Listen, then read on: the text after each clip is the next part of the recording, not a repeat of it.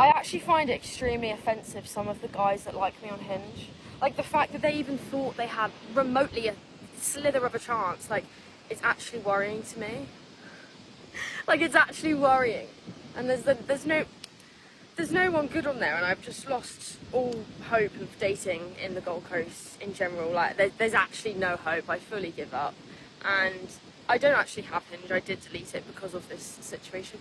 But I think my profile is out there, so if you see it, then I don't use it. I literally deleted the app. But yeah, I find that quite worrying.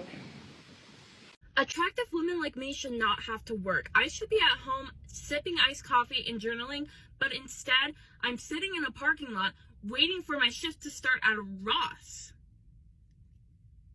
This is disgusting. I'm Michaela. Nice to meet you. Nice to meet you. I have two really important questions for you. I'm ready. One, when's the last time you cried? When my dog died. Okay. You like criers?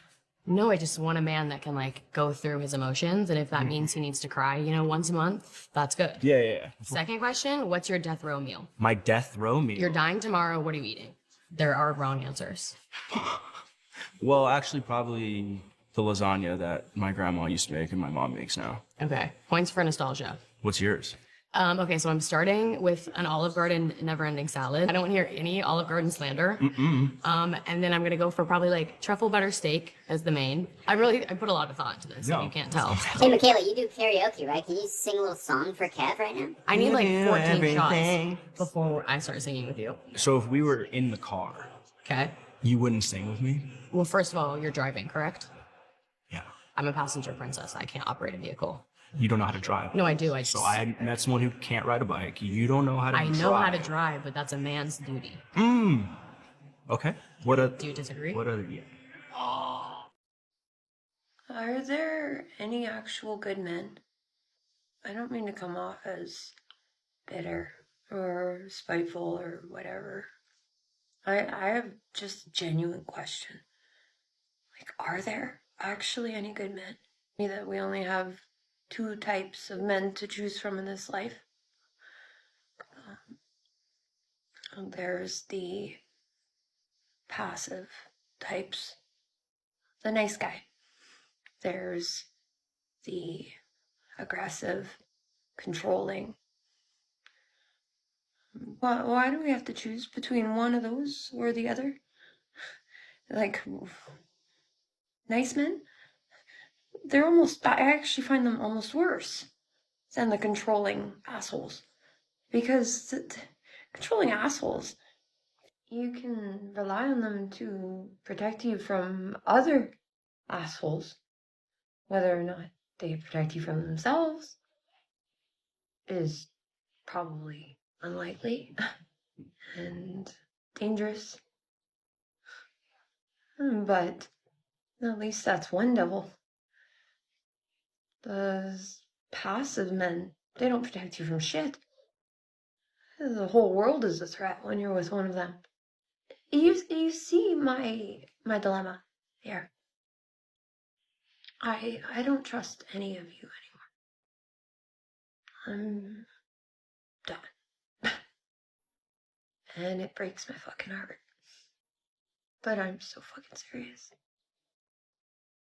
I fear that no matter what I do, I'm never going to win this game. I've truly gotten to a point where I can no longer trust myself and my decisions, especially when it comes to dating and relationships, because no matter what I do, I still consistently get the same outcome every single time. And this is extremely, extremely defeating and demoralizing and frustrating, because I have spent the better half of my late 20s, so I would say the past 4 years, really digging deep into my patterns and my attachment, my shadow parts and my childhood, and really trying to figure out, why am I attracted to the types of people that I'm attracted to? What within me needs to still be worked on and healed in order to stop being attracted to these kinds of people? And every single time I feel like I have taken a step forward, or I've finally met someone that is different from the rest, they end up being worse than the people that I knew before I started any of this healing stuff. And it just makes me wonder,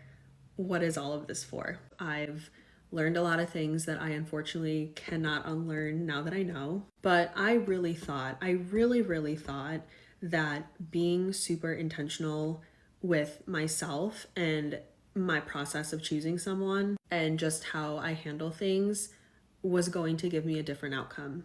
And it hasn't. And I can't help but continuously tell myself the saying, you're the common denominator. And the more that I tell myself this, the more that I continue to believe that there are still so many things fundamentally wrong with me. And maybe I still haven't gotten to that one thing that's keeping me from meeting someone that isn't going to screw me over like every other person has, or just be a terrible human being. But really, the most heartbreaking part of all is, again, after spending so much time working on myself, going to therapy and healing all of these things within me that did need to be healed, I feel like I have made zero progress. I feel like I've gotten nowhere. So much so to the point where literally the next person I meet, I'm not going to trust it because I have yet to have the evidence that I can be with someone can be with me. There's a mutual thing going on there, and it's not going to end the same way that every single other thing has. And that is the most devastating part to me, is that I can't even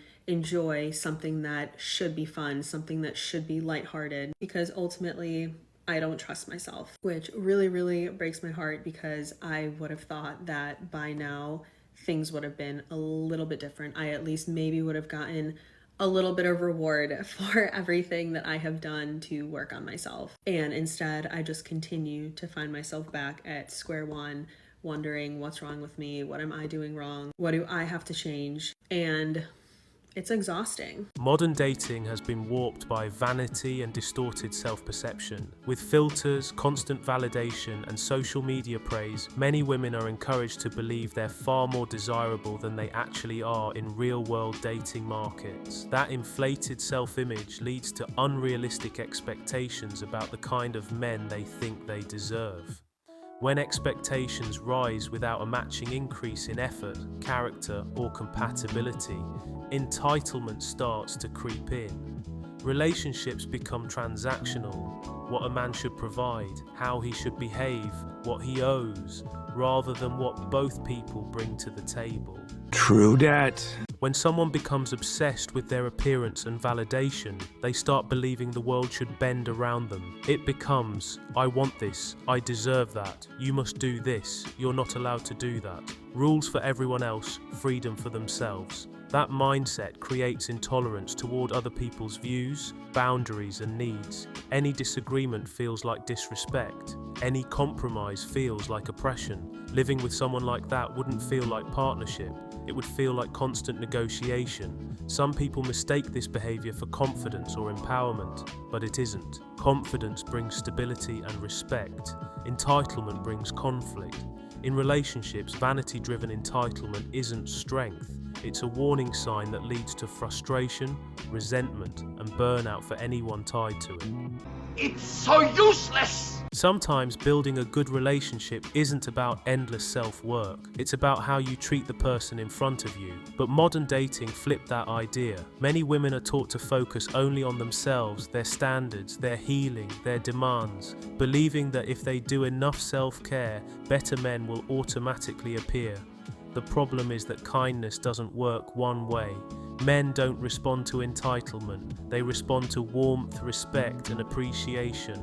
If a woman treats herself kindly but treats men with suspicion, coldness, or constant testing, frustration builds fast, and that frustration changes behavior. Men pull back, disengage, or become rougher emotionally. Reciprocity matters. If women want to be treated well, they have to actually treat men well, not just themselves. Therapy can make modern women aware of their unhealthy patterns, but awareness isn't the same as change. Many recognize they're attracted to men who bring chaos, instability, or emotional highs, yet the attraction itself doesn't disappear overnight. In some cases, it gets reinforced. Knowing the pattern can trigger defiance instead of growth, subconsciously. Poor, deluded females. Real men of genius.